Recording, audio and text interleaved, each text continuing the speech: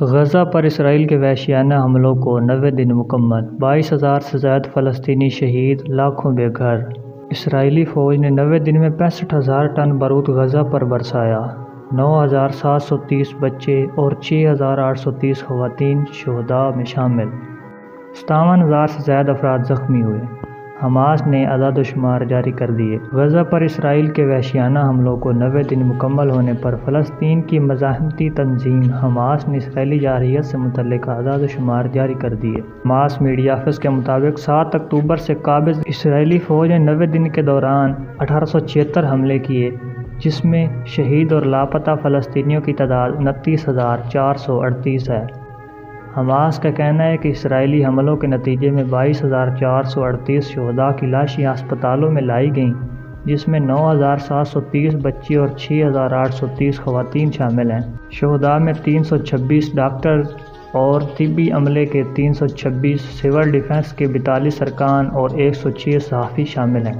Hamas کے مطابق غزہ میں 7,000 فلسطینی لاپتہ ہیں، جن میں 70% بچے اور خواتین ہیں۔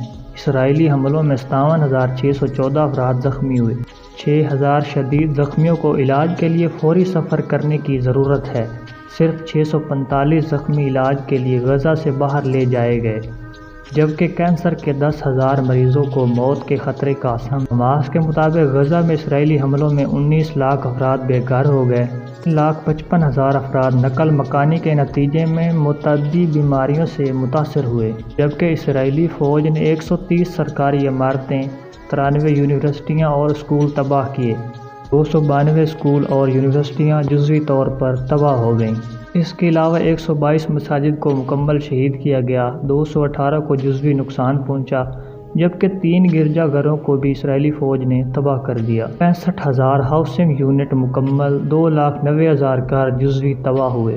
حماس کے مطابق اسرائیلی فوج نے 90 دن میں 65,000 ٹن بارود غزہ پر برسایا۔ اسرائیلی فوج نے 30 ہسپتالوں کو مکمل غیر فعال کر دیا۔ غزہ میں 53 صحت مراکز مکمل تباہ ہوئے، جبکہ 150 مراکز کو جزوی طور پر نقصان پہنچا۔ قابض فوج نے 121 ایمبولینسز تباہ کر دیں اور 200 آثار قدیمہ اور ثقافتی ورثے کے مقامات اسرائیلی حملے میں تباہ ہوئے۔ غزہ میں اسرائیلی بمباری سے مزید 162 فلسطینی شہید۔ جمعہ کو غزہ کا محفوظ علاقہ رفح بھی شدید اسرائیلی بمباری کی زد میں آ گیا۔ ایک گھر پر اسرائیل کی بمباری سے پورا خاندان شہید ہو گیا۔